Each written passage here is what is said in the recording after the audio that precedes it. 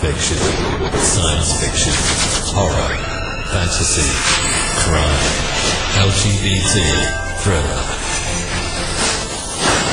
You have now entered the House of Mystery with your hosts, Eric Shapiro, David North Martino, John Copenhaver, and Al Warren.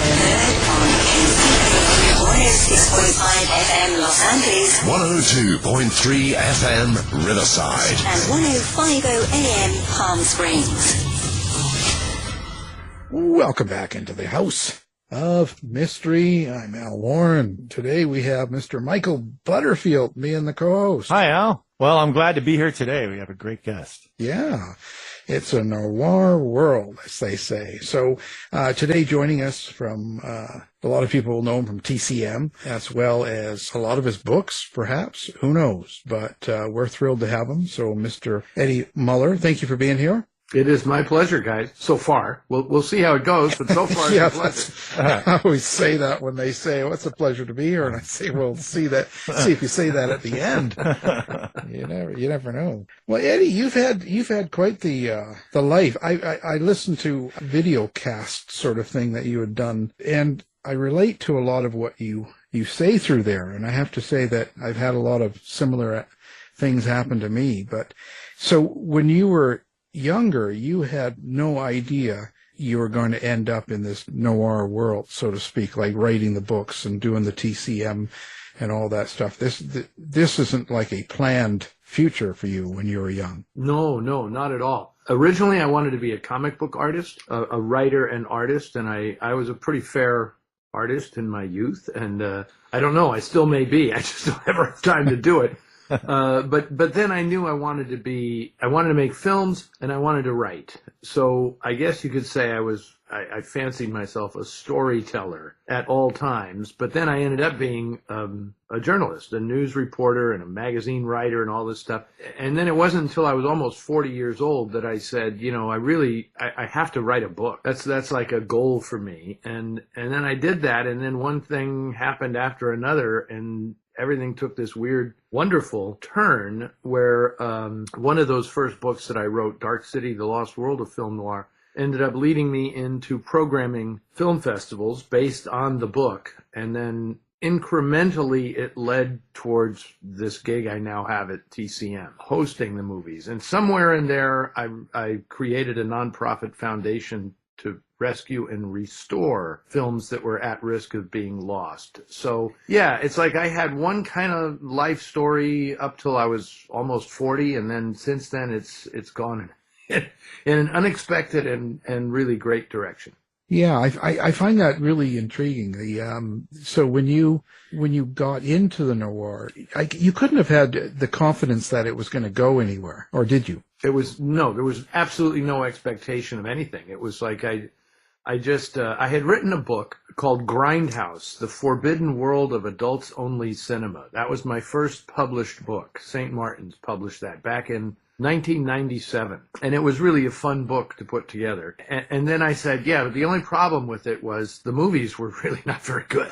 And so, but it did well enough that my editor at St. Martin's said, well, what else do you want to do? And I said, well, how about a book about movies that I actually like? And that was how Dark City came about. And then it just snowballed from there. And honestly, guys, there was no expectation when I wrote Dark City that it was going to lead to much of anything, really. I mean, there weren't a lot of film noir books out then. There were others, by colleagues that I now know very well. That was it. It was the fact that the book was a springboard to doing film festivals in which I then got up and hosted the movies. That's when things started to change a little bit. And then the creation of the nonprofit foundation earned me a tremendous amount of credibility in the film community with archivists and scholars and people who had a lot invested in these movies. And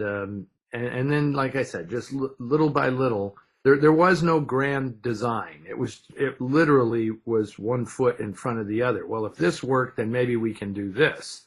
You know, when I say the next thing you know, I mean, this was not an overnight thing. This is what, you know, when you look at social media and the way the world works today, where it's like you have a 15-year-old being an influencer on social media, it took me, you know, 25 years to get to where I can consider myself some kind of influencer in a way. And, you know, that's just to get people to watch old movies. That's my area of influence. Right. And I have to say that I think that's one of the key things. And when you are into this restoring of old films and stuff, how did that happen for you? Like, that seems to be I think it's an important thing. It's a really important thing. Oh, yeah. And I'm glad you're there and doing it. And I think this is great. How did you fall into that?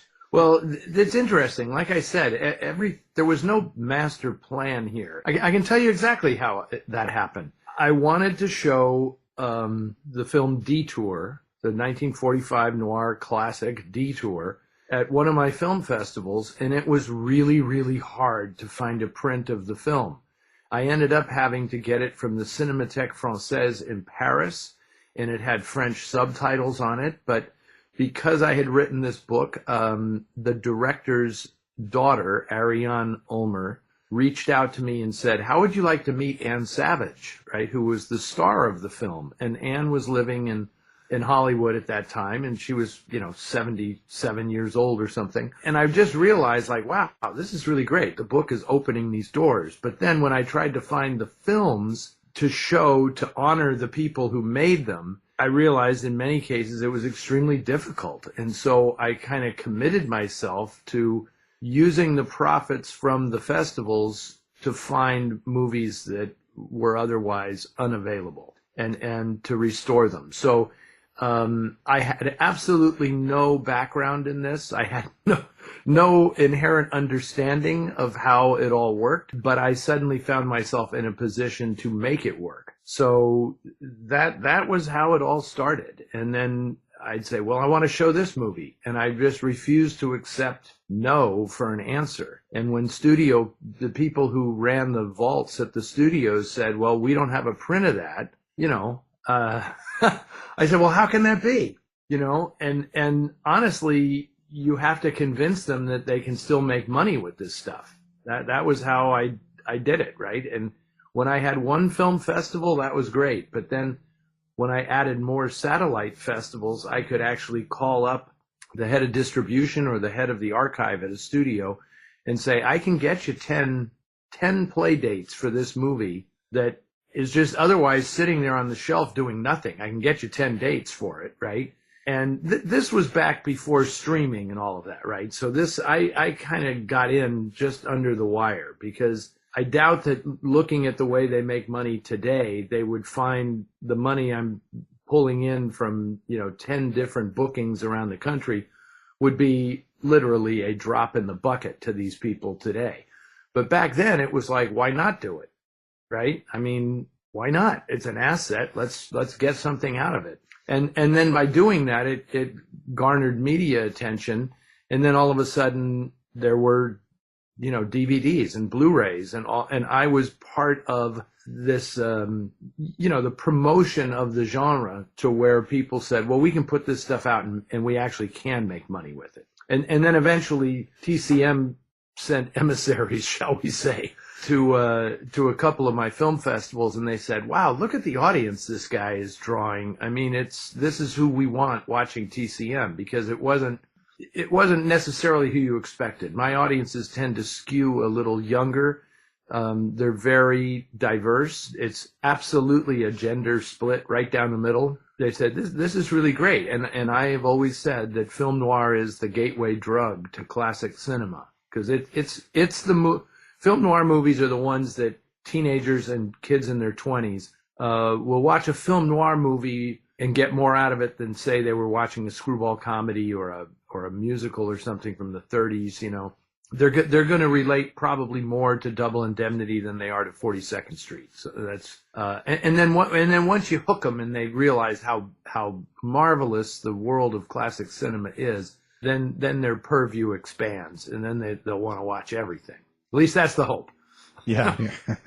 Well, can you tell us a little bit about how you got into film noir? I remember seeing an interview where you were talking about how your father was a boxing writer for the San Francisco Examiner. Correct. And that when you started hanging out with him and going to the gym or to the events, that's when you started to feel like you were in the noir world with all these characters. Could you talk about that a little bit? Yeah, that's an accurate assessment. Yeah, it's funny. The characters that I would meet in film noir movies, I had sort of already met in real life. Only older versions of them, because by the time I met these guys who were in their prime in the 40s and 50s, they were older men who were kind of bitterly complaining about stuff, as older men do. But it was fabulous, because to me, watching a film like The Setup or Champion or Body and Soul or something like that from the 40s was like watching my dad's home movies, in a sense. You know, like, oh, so this is what his world was like, you know, because I was born in 1958, so which was kind of late in his life. I think my dad was already 50-something years old or more when I was born. So I was intrigued by these films that sort of showed the world the way it was when my father was in his prime. And so everything about that era appealed to me. The look of it, the slang, the language, the hard-boiled American language that is, you know, reached its peak in these movies. All of that stuff just fascinated me. And it was very much, it was my counterculture thing, because when I was a kid, you know, the counterculture was the culture, right? I mean, it was pop art and Peter Max illustrations and, you know, all of this stuff that was happening in San Francisco. It was the summer of love, and it was, you know, Quicksilver Messenger Service and all this, the Jefferson Airplane. Mm-hmm. But I was into these old movies, and it was like, wow, this is real. And then sometimes there was overlap. You guys might remember that, you know, Humphrey Bogart had a counterculture thing that happened in the late 60s, early 70s. He was kind of adopted by that generation. As, you know, a tough guy, and they would imitate the way he smoked. You know, don't Bogart that joint, man. Yeah. You know, so I had this interesting mix of influences when I was growing up, but the noir stuff, as I came to call it, right? I mean, that whole era, that really appealed to me. Well, and I also read that you used to cut class to watch Dialing for Dollars. What are some of the movies that really captured your imagination then and your fascination? Oh, man, it was... I always credit Thieves Highway, a movie called Thieves Highway that was made at 20th Century Fox in 1949, starring Richard Conte and Valentina Cortese, as like the one that really captured my imagination, because it was set in San Francisco, but it was a San Francisco that no longer existed. So what I was seeing on film was gone. And to me, that kind of had a profound impact, because I would go downtown to the Embarcadero Center, which was big apartment buildings that had been built where the old produce market used to be, which is where the film is set. And just that whole idea that, wow, the movies preserved something that is now gone. And that has always stuck with me. So I find that even, you know, that first book I mentioned, Grindhouse, The Forbidden World of Adults Only Cinema, that was kind of the same exploration I was doing, because by the time I came to write that book, the video cassette recorder had been invented, and nobody went out in public to watch a quote-unquote dirty movie or an adults-only film, right? You did it at home because you could rent them now in video stores and things.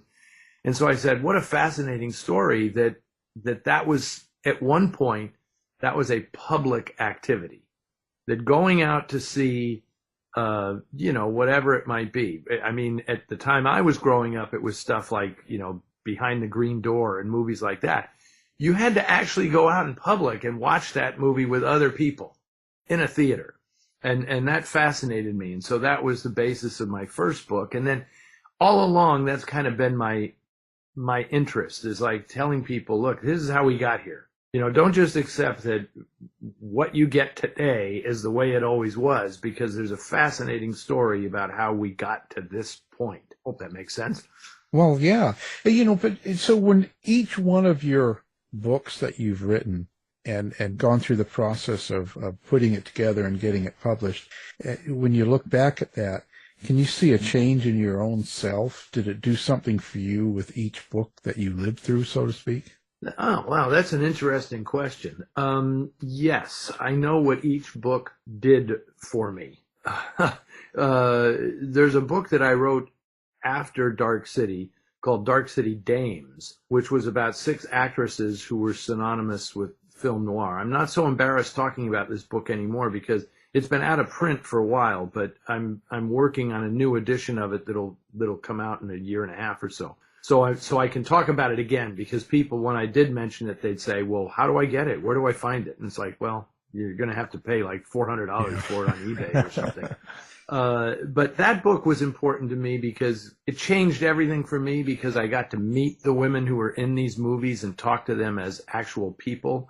And so half the book is about them as movie stars, and half the book is about them as just women trying to deal with this weird way they made a living. And that was it had a profound effect on me, in the sense that I really came away from that a different person. My attitude towards the movie business, my attitude towards women in general, was very much informed by these 6 actresses who were so kind and generous and open in sharing their life stories, that was a significant book. Writing that did, in fact, change me.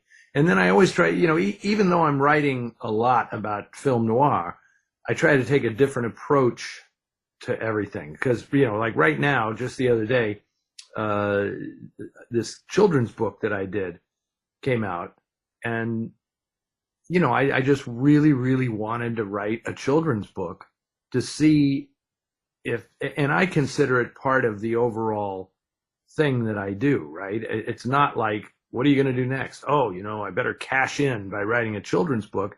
My attitude was simply, if you're good, if you want young people to watch old movies, you have to make the connection with them at a very young, very impressionable age, because kids today have more stuff coming at them faster than at any time in human history, right? So if that 4-year-old kid gets an iPad in his hands and he's on the internet before he has a chance to actually read a children's book where you turn the pages and you kind of study the art for a while, it's going to entirely change the way they perceive the world, right? They're either going to have the patience to develop an imagination of their own, or they're just going to be bombarded with this information and just be a receptor, and that's it.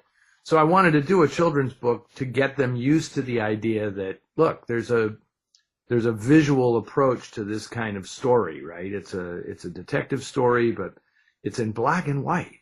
And the whole idea was that if they got used to black and white imagery and they accepted it as something kind of normal, then when they happen by TCM on television, they won't say, what's wrong with that? Why is there no color? They'll say, oh, this is like the book that I had that I liked so much, So that was entirely my ulterior motive for doing this book, was to get kids used to this kind of imagery so that when they saw it in movies, they would accept it and not reject it. What's the title of that book? It's called Kitty Farrell, that's the detective, is a cat, Kitty Farrell and the Case of the Marshmallow Monkey. And yes, that is a play on the Maltese Falcon, yes. Today's movies as compared to the old movies. Now, I don't want to, bash movie makers or what's going on today in the world, but when you look at some of the old movies and noir and some of what happened, how do you analyze that it's so much better? Is it because of, like what you were saying, you have to take more time, think about the characters, you have to have imagination, you have to have some sort of conscious awareness. It's not just all flash, wild guns and bombs and all that sort of stuff, like action, like what you see in a lot of the new movies. What about noir is it that is so, I don't know, let's say, attractive? The thing about older films that really separates them from modern films is I really think that, number one, they're more, they didn't have to be as naturalistic as people demand from movies today. Today, people will only accept characters on screen that remind them of themselves. That guy, is talking strangely, blah, blah, blah. Back in the 40s, since this was an outgrowth of the theater, there was a whole different style to the way people performed on films. And that changed over time. That's one of the hurdles that people have to get over when they watch an old movie. It's like, this seems weird. These people aren't acting like the way people really act. Well, that didn't have to be a thing back then. Plus, the stories were generally better written. There was a real interest in how you structure a story. It was written for an audience by people they weren't screenwriters yet. They were newspaper people, they were playwrights, they were novelists. Today, there are people whose entire approach to writing a film comes from just watching television or watching films. So they're just doing that. The older films, there was a little more worldly, just the writers had more assembled about them because they weren't able to draw on movies because the movies hadn't really been made yet that were going to influence everybody. The appeal of noir is very simply that these are very dramatic, elemental stories. Most noir films are about people who do the wrong thing and what the consequences are going to be. So it's something that's always interesting to a viewer. Like, would I do that? Would I rob a bank for this woman? I mean, what would have to happen for me to get to that place, right? Plus, they're done so artistically in such an artificial way. It always kills me when a lot of people say, oh, film noir were those gritty, realistic films from the 40s. And it's like, not really. Yeah. I mean, they don't look like the world that I live in.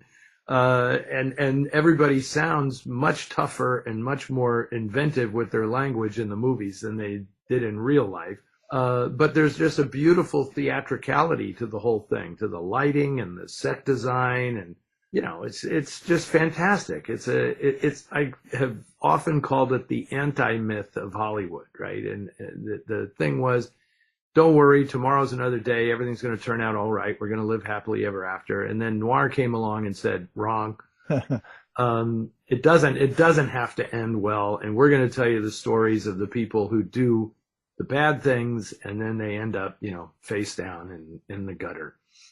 Yeah, and you said once that a good way to tell if you're watching a noir film is if the protagonist is actually a good guy or not. Well, that's when I talk about hardcore noir. The people doing the wrong thing are the protagonists.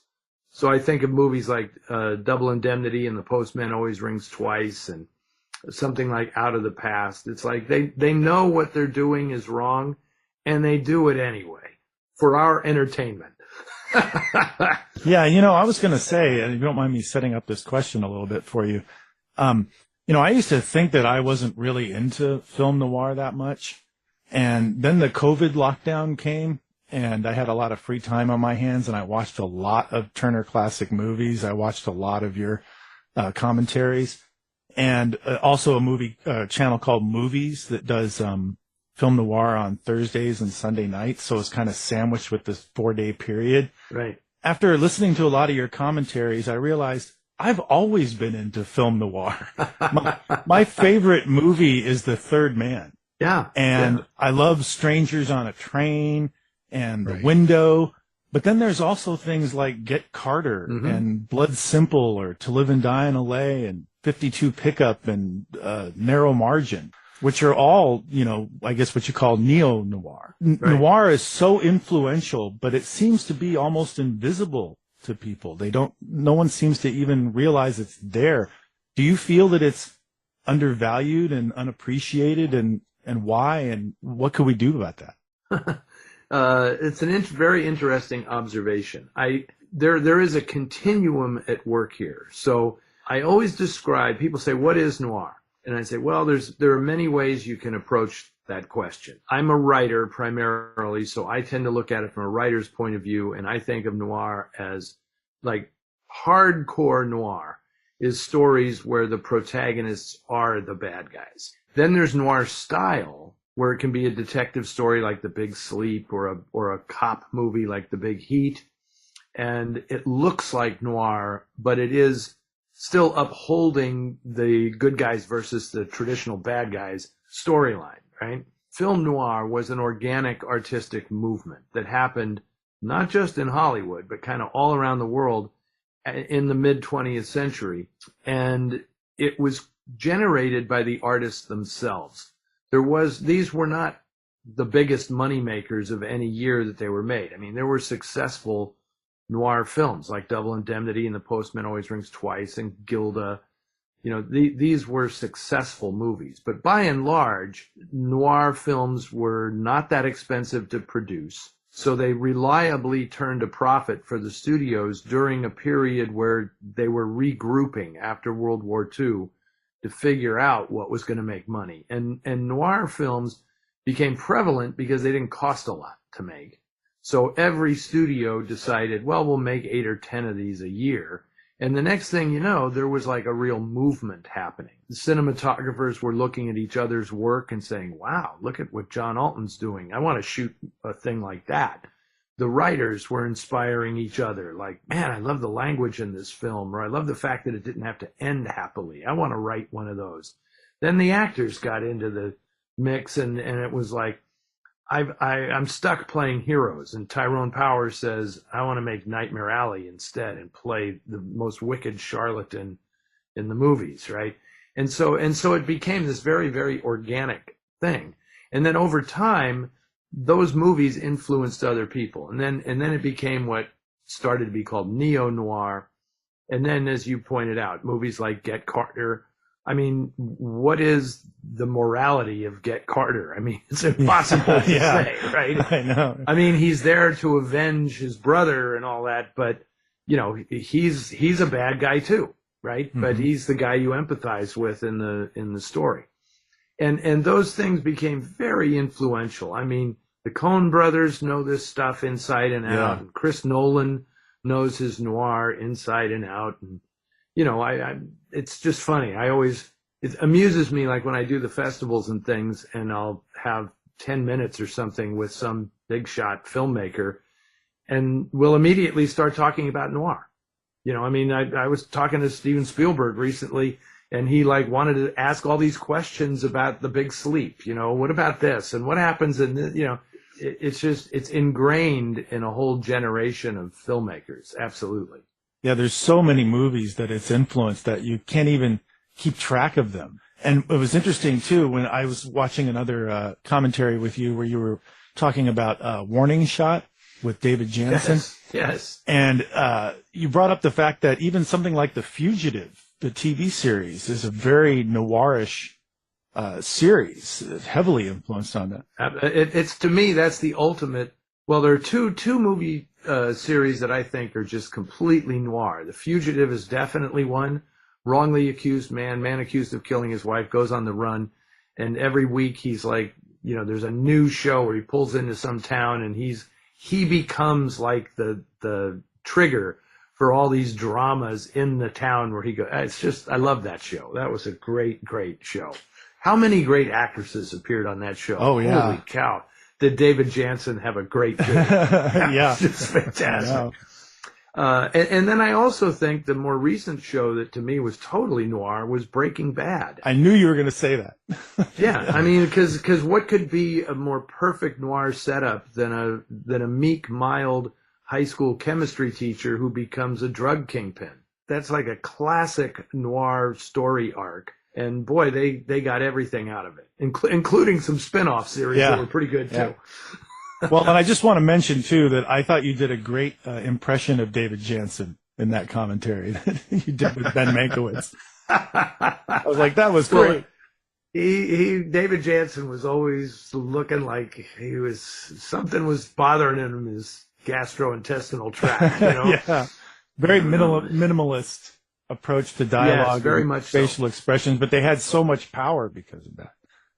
Well, he was very, David Jansen was very, see, I love tracking stuff like this because Jansen, who was like emblematic of an actor from the 1960s, was clearly inspired by the actors from the 1940s because he was doing Bogart and he was doing his own version of John Garfield and stuff like that. Yeah. And that was abundantly apparent to me later on. I didn't know that when I watched the shows when they first appeared on TV because, I'm old enough to remember, when The Fugitive was on and watching it, and I remember the big deal, like, that was, at that point, that was the highest rated TV show of all time, was the last episode of The Fugitive, right? Mm-hmm. You're going to find out who actually did it, and do they get the one-armed man? Is there a one-armed man, I remember reading at that time that Jansen was pretty funny. He had this great thing where he said he wanted the show to end with he's a free man at the end, and he walks off into at the beach, and then he unscrews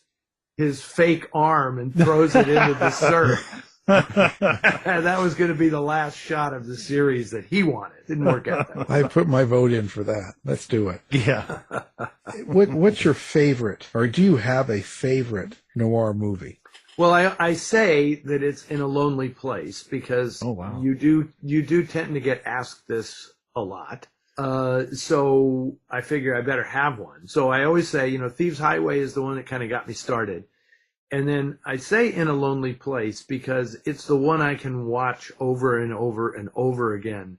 And I always get something fresh out of it because I find it to be, a lot of people quibble and they say, but that's not really a film noir. I mean, it's not a film noir in the sense that Out of the Past is a film noir or Double Indemnity is a film noir. But it's more like a Hollywood drama about a writer who has issues with his temper and all this. But yet I find that movie so incredibly adult in the way it deals with all these issues that aren't typical of noir, right?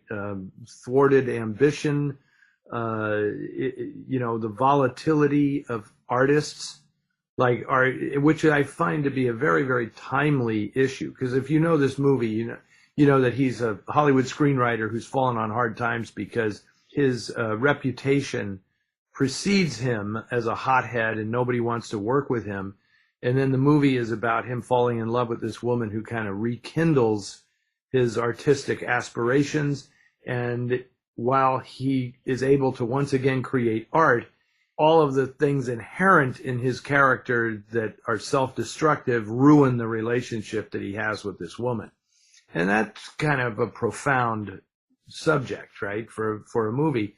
And it deals with it so beautifully that every time I watch the movie, I get something more out of it in the way the scenes play out. And Bogart's just incredible in the movie. And so, I have no qualms in saying that's my favorite noir film.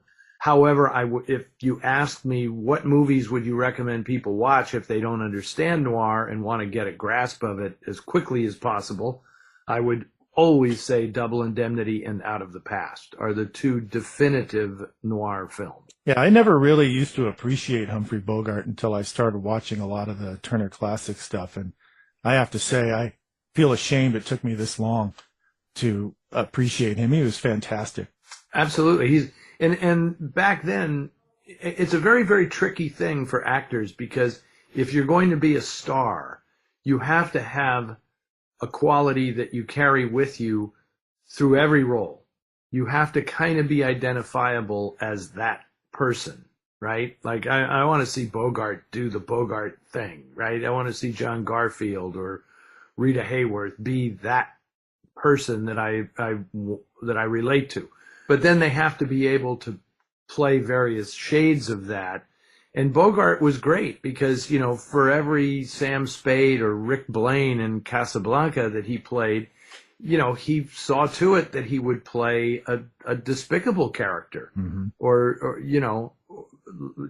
the Caine Mutiny is a totally different kind of Bogart character. In a Lonely Place is a different Bogart character. The guy he plays in The Desperate Hours is certainly not the typical Humphrey Bogart role. And then, he does comedy really well too. If you watch Beat the Devil, or We're No Angels or something like that. He can be very funny as well. Desperate Hours was the movie that I watched first that kind of changed me altogether. We didn't realize, I always thought of him, as playing that detective kind of role. But Right. seeing him in that movie, I was just blown away by how vicious and awful he was. Yep. Same. He could do it. And lately I've noticed, personally, I like a lot of the old movies and shows, and I listen to a lot of the old radio shows. Alan Ladd had a lot of impact. I didn't realize how much, especially I've been listening to Box 13, but of course he kind of set off noir in a way with some of his movies.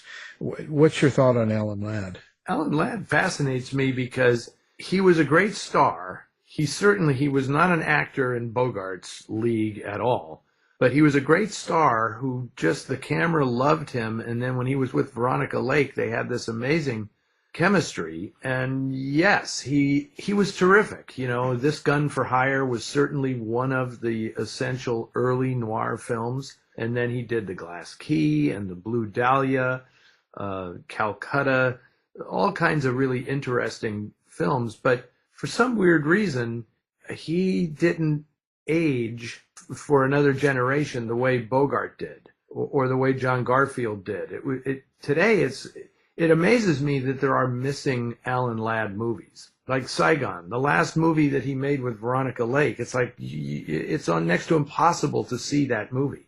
And for years and years, Universal Pictures had buried the version of The Great Gatsby that Alan Ladd made in 1949. And if anybody was born to play Jay Gatsby, it was Alan Ladd, because and I've talked to his son David about this, and he said this is my father. Jay Gatsby is my dad.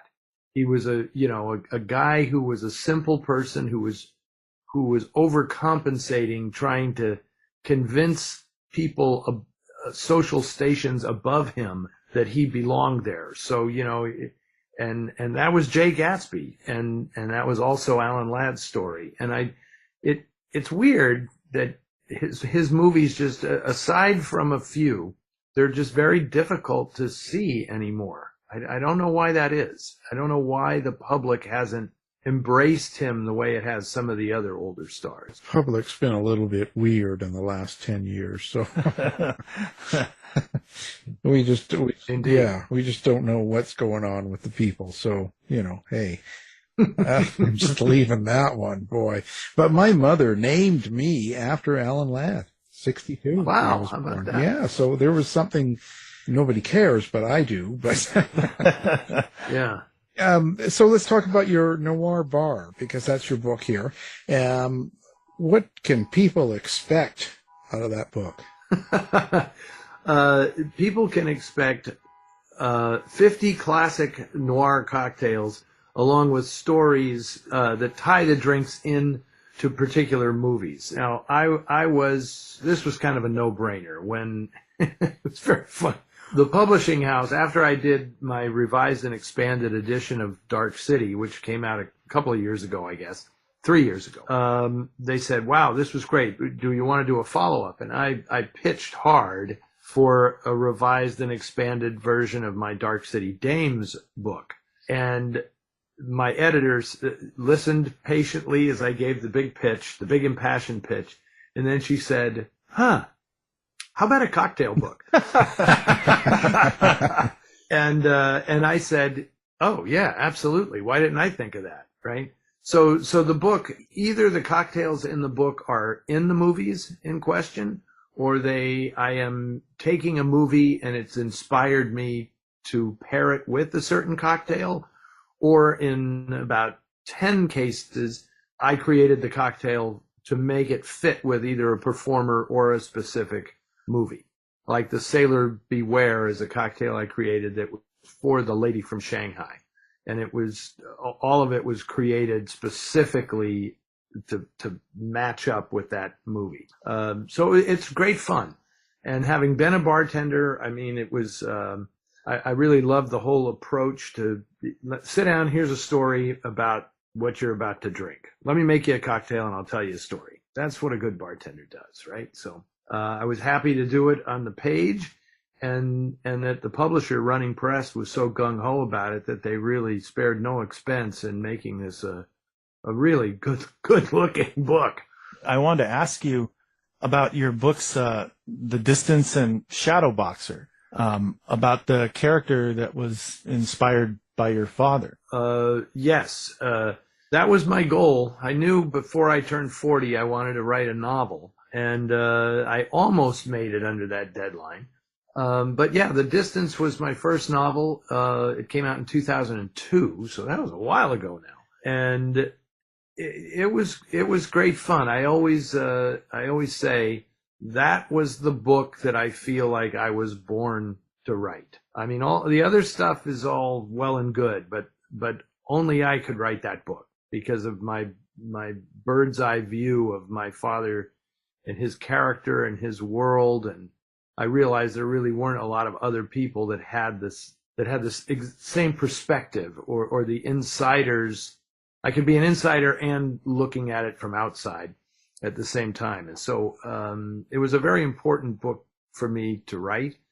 And I also, like when I was talking earlier about Thieves Highway, I really wanted to capture San Francisco the way it used to be in the mid-20th century, because I could see at the time I was writing the book that all of that was changing and that it was going to be lost eventually. So that was a big part of why I wrote the book. So as you guys can see, preservation is a big part of what I do, whether it's preserving films or writing a novel that's to preserve the feel of the city as it was in the mid-20th century, when I wasn't even alive, mind you, but it's kind of an artistic interpretation of the city.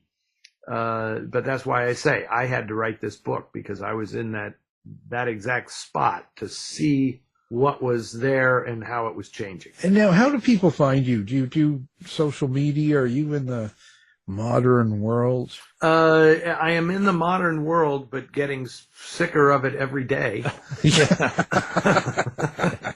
I can relate.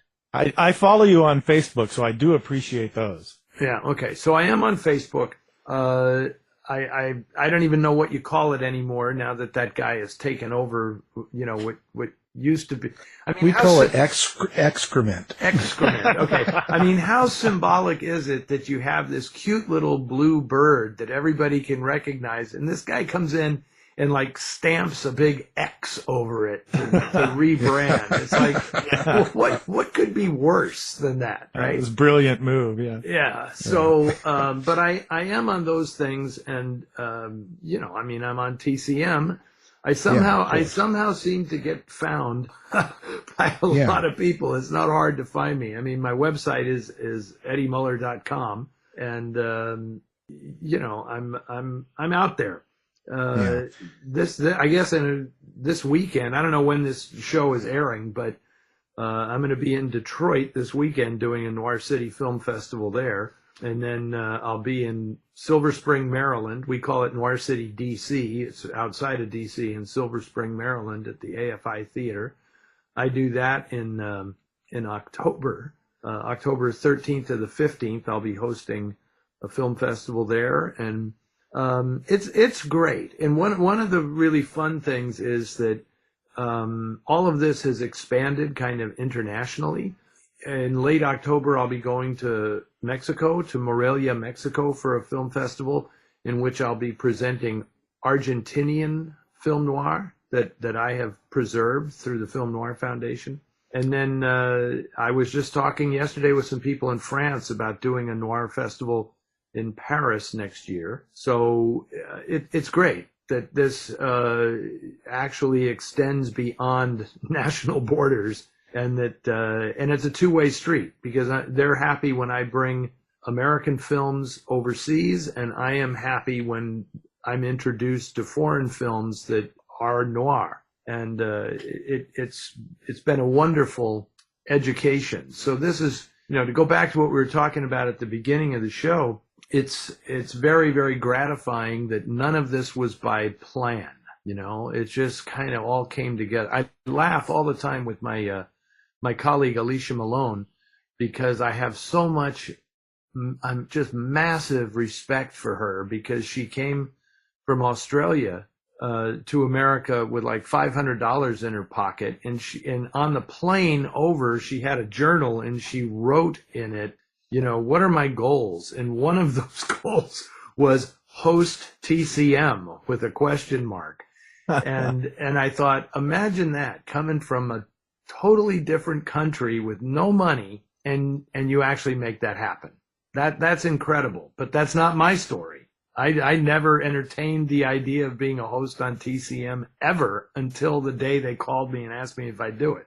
Well, I will say, that, of course, we'll have your website and books up on ours as well so people can find it. But the non-planning means that it came from something that you wanted to do. And there's people out there that really appreciate what you do, how you do it, and keeping it all alive. And I think sometimes we get lost in that, and you might not realize it, doing all your work and not really being around. But we really do. There's out there, there's people that you don't know that kind of go, wow, that's really cool.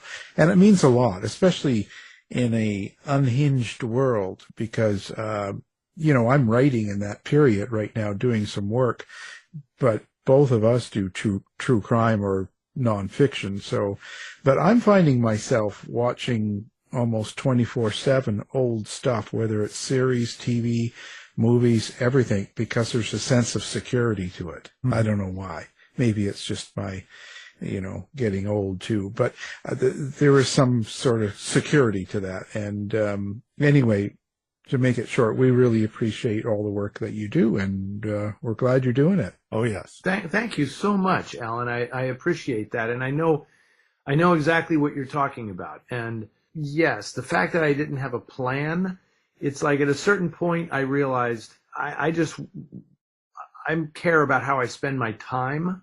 And it's always, to me, more about time than it is about money.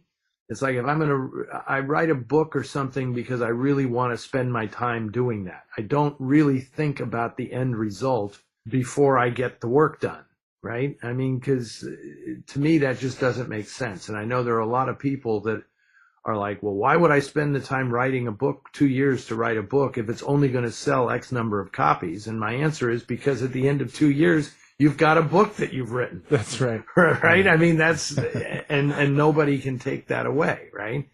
But your other observation is just spot on, that how interesting is it that these movies that we're talking about were actually considered in some areas a public menace back in the day, because they were exposing things about the culture that we didn't want to believe, right? That the cops are corrupt and the politicians are no good.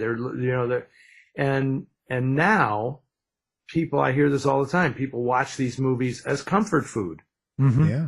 Right? Because the culture's gotten so much worse than it was back in the mid 20th century, that now we look at these films that were warning flares back then, and it's like, well, that I'll take it. I'll take that world. Yeah. Well, because there's an end result. There's a comfort to it in the fact that, the people that were doing these really weird or evil or bad things, when they were exposed, they were caught and they were ruined or put in jail or killed or whatever happens.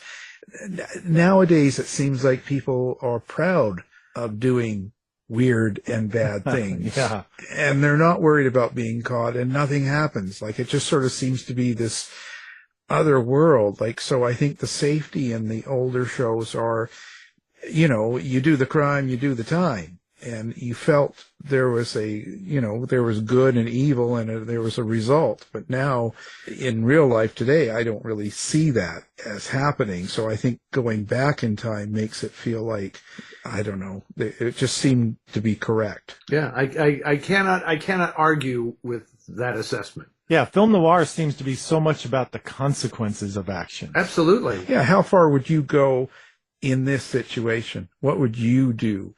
And I think there's a lot of that key element there. And so we see people now, it's like, who cares? Like, I'll do whatever I need or want. There's little regard for the effect. Well, because there's no consequences and there's no shame.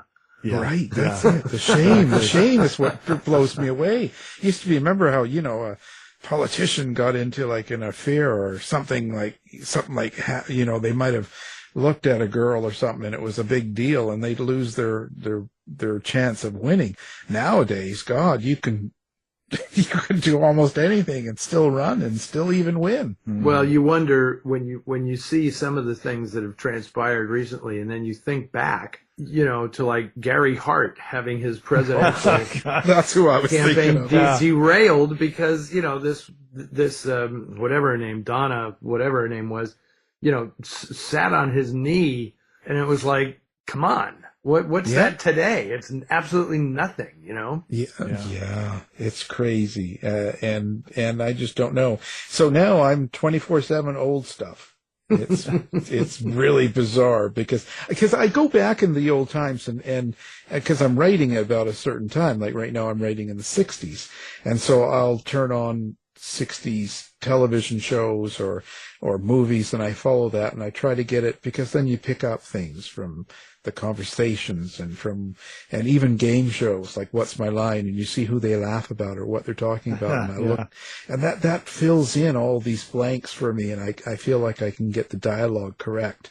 And then I do this, but I find in the last couple of years, even on my spare time, I'm still doing the old stuff because I don't know. I don't know if it's fear or old age or who knows. Well, that's interesting. I mean, I really try to keep a balance. I don't reject anything out of hand, Right. It's like, I went and saw Barbie. I saw Oppenheimer.